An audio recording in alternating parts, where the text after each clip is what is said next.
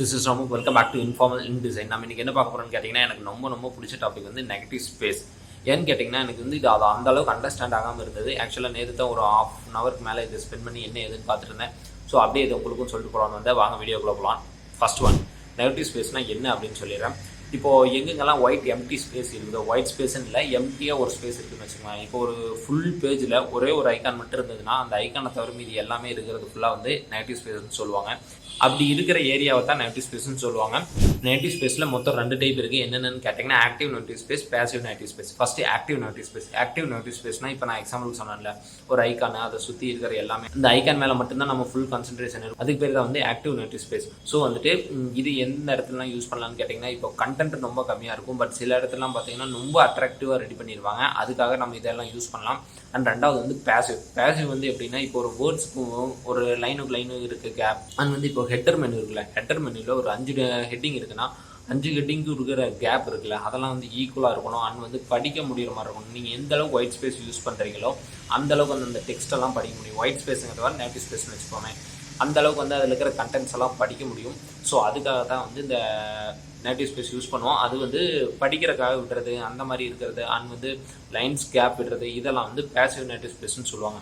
So இதில் மொத்தம் 2 type தான். ஸோ ஓகே, இதோட அட்வான்டேஜஸ் என்ன, இது எவ்வளோ இம்பார்ட்டன்ட் ஃபார் டிசைன் அப்படிங்கிறதையும் பார்ப்போம். ஓகே வாங்க. Benefits of negative space. First வந்து நல்லா ஈஸியாக படிக்க முடியும், ஆல்ரெடி சொன்ன மாதிரி. அண்ட் வந்துட்டு ஈஸியாக புரியும். நீங்கள் என்ன சொல்ல வரீங்களோ அதை புரியவும் வைக்கலாம். First point. ஓகே, இந்த 2 எப்போ நடக்குன்னு கேட்டிங்கன்னா, புரியறதும் ஈஸியாக படிக்கிறதும் வந்து பேசிவ் நெகட்டிவ் ஸ்பேஸ் இருக்கும்போது. இப்போ வந்து ஹைலைட்டிங் கீ எலமெண்ட்ஸ்னு ஒன்று சொல்லுவாங்க. இப்போ தேவையானது மட்டும் இம்பார்ட்டண்ட்டாக எடுத்து காட்டணும் அப்படின்னா வந்து ஹைலைட்டிங் கீ எலமெண்ட்ஸ். அண்ட் வந்து இது எப்போ யூஸ் ஆகுன்னு கேட்டிங்கன்னா, ஆக்டிவ் நெகட்டிவ் ஸ்பேஸ் யூஸ் பண்ணும்போது வந்து ஹைலைட்டிங் கீ எலமெண்ட்ஸ் யூஸ் ஆகும். எப்படின்னா எது தேவையோ அதை நல்லா எடுத்து காட்ட முடியும் அப்படிங்கிறதுக்காக யூஸ் பண்ணுவாங்க. அடுத்தது வந்துட்டு லுக்கு. இப்போது சில டிசைன்ஸ் எல்லாம் பார்த்தீங்கன்னு வச்சுக்கோங்க, ஃபுல் எம்டி ஸ்பேஸாக இருக்கும். இடையில நீங்கள் பாக்ஸ் கட் பண்ணிங்கன்னு வச்சுக்கோங்க, அந்த பாக்ஸ் எப்படி காட்டலாம் அப்படிங்கிறது மாறும்ல. இப்போ ப்ளே பட்டன்லாம் பார்த்தீங்கன்னா ரவுண்டு ஒரு ஃபுல் பிளாக் இமேஜின் பண்ணிங்க, அதுக்குள்ளே ஒரு ட்ரையாங்கிளை மட்டும் கட் பண்ணி எடுத்துட்டிங்கன்னா அதுவும் ப்ளே பட்டன் தானே. இந்த மாதிரியும் காட்டலாம் அப்படிங்கிறத சொல்கிறேன். அடுத்தது இந்த மாதிரி சின்ன அட்வான்டேஜஸ் நிறையா இருக்கும். ஸோ இதனால் வந்து நெகட்டிவ் ஸ்பேசஸ் வந்து நிறைய இடத்துல யூஸ் பண்ணுவாங்க. ஸோ இப்போ இதை வந்து எப்படி யூஸ் பண்ணுறது அப்படின்னு பார்த்துருவோம். இது வந்து கொஞ்சம் லென்த்தி வீடியோ தான், பட் எனக்கு தெரிஞ்ச ஒரு 6-7 நிமிஷத்துக்குள்ளே முடிச்சிடுவேன். ஸோ ஃபுல்லாக பாருங்கள். தேங்க்ஸ் ஃபார் வாட்சிங். ஸோ வாங்க அடுத்த டாபிக் என்னன்னு கேட்டிங்கன்னா, இது நெகட்டிவ் ஸ்பேஸை எப்படி யூஸ் பண்ணுறது அப்படின்னு பார்ப்போம். ஃபஸ்ட்டு வந்துட்டு சிம்பிளாக சொன்ன மாதிரி தான், பாயிண்ட்ஸ் ரிப்பீட் ஆகிற மாதிரி இருக்கும், பட் இம்பார்ட்டன்ட் பாயிண்ட்ஸ் படிக்க முடியணும். நீங்கள் எங்கே எப்படி நெகட்டிவ் ஸ்பேஸ் யூஸ் பண்ணிங்கனாலும் சரி, அது படிக்க முடிகிற மாதிரி இருக்கணும்.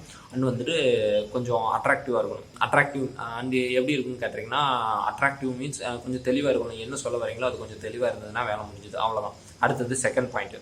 இதெல்லாம் எதுக்குன்னு கேட்டிங்கன்னா, எப்படி நெகட்டிவ் ஸ்பேஸ் யூஸ் பண்ணுறது அப்படிங்கிறதுக்காக. ஸோ இதில் செகண்ட் பாயிண்ட் என்னென்னு கேட்டிங்கன்னா, நெகட்டிவ் ஸ்பேஸ் எந்த இடத்துலாம் யூஸ் ஆகுதுன்னு கேட்டிங்கன்னா, இப்போ ஆர்டர் வைஸ் அடுக்கணும், அந்த இடத்துலாம் கேப் கொடுக்குறீங்க அப்படின்னா அது ரொம்ப நல்லாயிருக்கும். அண்ட் வந்துட்டு இது எந்த அளவுக்கு அவங்களுக்கு இன்ட்ராக்டிவாக இருக்குது, எந்த அளவுக்கு டேட்டா படிக்க முடியுது. ஆக்சுவலாக வந்துட்டு ஒவ்வொரு யூஸரும் படிக்க மாட்டாங்க, ஸ்கேன் பண்ணுவாங்க டேட்டாவை. நீங்கள் நல்லா பார்த்தீங்கன்னா தெரியும், நீங்களே ஒரு சைட்டுக்குள்ளே போனீங்கன்னா படிக்க மாட்டீங்க. என்னென்ன இருக்குது அப்படியே பார்த்துட்டே வருவீங்கள்ல. ஸோ அதுக்கு பேர் தான் ஸ்கேனிங் சொல்லுவாங்க. அது இன்னொரு நாள் நான் இன்னும் டீப்பாக சொல்லித்தரேன், யூசர்ஸ் எப்படியெல்லாம் பார்ப்பாங்க அப்படிங்கிறது. இப்போ வந்து இது எங்கே யூஸ் ஆகும் அப்படின்னு கேட்டிங்கன்னா, அவங்க நீங்கள் எந்த அளவுக்கு நெகட்டிவ் ஸ்பேஸ் நல்லா யூஸ் பண்ணியிருக்கீங்களோ அந்த இது நெகட்டிவ் ஸ்பேஸ் எப்படி இருக்குன்னு கேட்டிங்கன்னா, அந்த யூஸரை வந்து இன்னும் கொஞ்சம் நேரம் சைட்டில் எக்ஸ்ட்ராவாக டைம் ஸ்பெண்ட் பண்ணி உள்ளே இருக்கணும் மாதிரி அந்த மாதிரி ரெடி பண்ணிங்கன்னா இன்னும் ரொம்ப நல்லாயிருக்கும் அப்படிங்கிறது தான் அடுத்த பாயிண்ட்.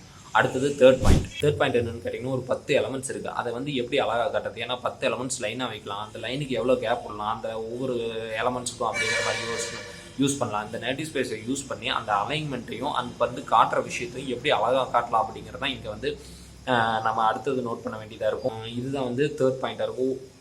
எப்படி சொல்கிறது, ஒழுங்காக எந்த அளவுக்கு காட்டலாம் அப்படிங்கிறத நான் சொல்ல வர்றது தேர்ட் பாயிண்டில். அடுத்தது வந்து நெகட்டிவ் ஸ்பேஸ் யூஸ் பண்ண. அடுத்தது வந்து fourth point. Negative space use பண்ணும்போது இன்னொரு ரொம்ப இம்பார்ட்டன்ட் விஷயம் நீங்கள் எல்லாருமே நோட் பண்ணணும், ஈக்குவல் ஸ்பேசிங் ஒன்று இருக்கும். இப்போ ஒரு 10 ஹெட்டிங் இருக்குன்னா 10 ஹெட்டிங்க்கும் இடையில 10 பிக்சல் தான் கேப்னா, அந்த 10 பிக்சலே தான் எல்லா ஹெட்டிங்க்கு இடையில இருந்துச்சுன்னா அப்போ தான் அது நல்லாயிருக்கும். ஸோ டிசைன் வைஸ், ஏன்னா HTML வைஸ் வரும்போது அது ரொம்ப ஈஸியாக வந்துடும், பட் டிசைன் வைஸ் இந்த ஃபிக்மா ரெடி பண்ணும்போது நான் இஷ்யூஸ் ஃபேஸ் பண்ணியிருக்கேன். கொஞ்சம் எக்ஸாக்டான வைக்க முடியாது, ட்ராக் பண்ணிங்கன்னா அதுவே அப் தான் காட்டும். ஸோ அதை கான்சன்ட்ரேட் பண்ணி கரெக்டாக ஈக்குவல் நெகட்டிவ் ஸ்பேஸ் யூஸ் பண்ணிட்டீங்க அப்படின்னா இருக்கிறது ரொம்ப அழகாக தெரியும் அப்படிங்கிறோம். ஸோ இப்படியெல்லாம் நீங்கள் நெகட்டிவ் ஸ்பேஸ் யூஸ் பண்ணிங்கன்னா ரொம்ப நல்லாயிருக்கும். அண்ட் வந்துட்டு எண்ட் ஆஃப் த நெகட்டிவ் ஸ்பேஸுக்கு வந்துட்டோம். என்னென்னு கேட்டிங்கன்னா, negative space is not a waste space. சும்மா ஒரு கோட்ஸ் மாதிரி இருந்துச்சு, அதனால சொன்னேன். ஸோ நெகட்டிவ் ஸ்பேஸை நல்லா யூஸ் பண்ணுங்கள், எப்படியெல்லாம் கொடுக்கலாம் அப்படின்னு பாருங்கள், இன்னும் நிறைய எக்ஸ்ப்ளோர் பண்ணுங்கள். நானும் நிறைய எக்ஸாம்பிள்ஸ் தரேன். அண்ட் வந்துட்டு ஏதாச்சும் டவுட்டு நெகட்டிவ் ஸ்பேஸ் யூஸ் பண்ணுறதெல்லாம் இருக்கட்டும், இல்லை யூஏ/யூஎக்ஸ் ஏதாச்சும் டவுட் அப்படின்னா கீழே கமெண்ட் பண்ணுங்கள். எனக்கு தெரியலனாலும் கண்டிப்பாக நான் படிச்சுட்டு உங்களுக்கு கண்டிப்பாக சொல்லுவேன். தேங்க்ஸ் ஃபார் வாட்சிங் the informal design. See you in next video. Bye.